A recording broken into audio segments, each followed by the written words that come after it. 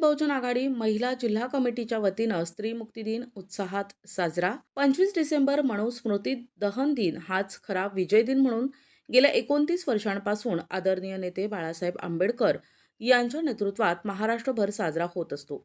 त्या अनुषंगानं हिंगोली जिल्हा कमिटीच्या वतीनं स्त्री मुक्ती दिन उत्साहात साजरा करण्यात आला आणि सर्वानुमते 6 ठरावांचे वाचन करून मंजूर करण्यात आले। या कार्यक्रमाच्या अध्यक्षा प्रभाताई खंदारे जिल्हाध्यक्ष जिल्हा कमिटी या होत्या, तर प्रमुख मार्गदर्शक म्हणून प्राध्यापिका रत्नमाला वानखडे या होत्या आणि व्याख्याता वंदना दामले मुख्याध्यापिका या होत्या।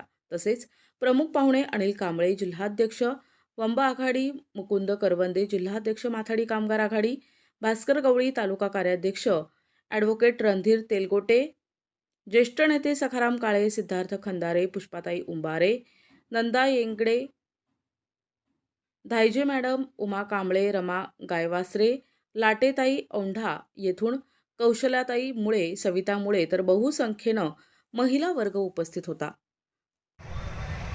आज 25 डिसेंबर रोजी भारतीय स्त्री मुक्ती दिन संयोजन समिती आयोजित 29वी भारतीय स्त्री मुक्ती परिषद म्हणून वसमत येथे आपण हिंगोली जिल्ह्याच्या वतीनं महिला आघाडी पूर्ण कमिटी जनरल बॉडी यांच्या वतीनं आपण स्त्री मुक्ती दिनाचा कार्यक्रम वसमत येथे आयोजित केला होता।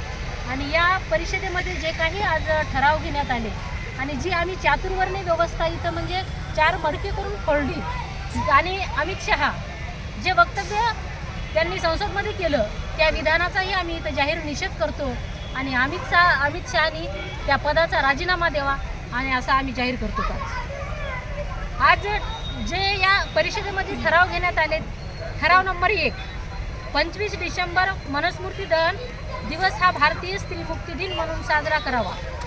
नंबर 2, गृहमंत्री अमित शहा यांनी गृहमंत्री पदाचा राजीनामा ताबडतोब द्यावा।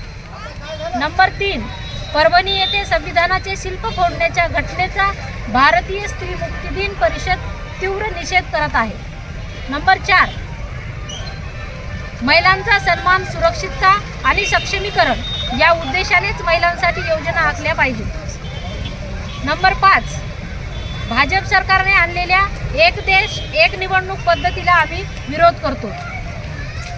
नंबर 6, कृषी मालाला हमी भाव मिळालाच पाहिजे।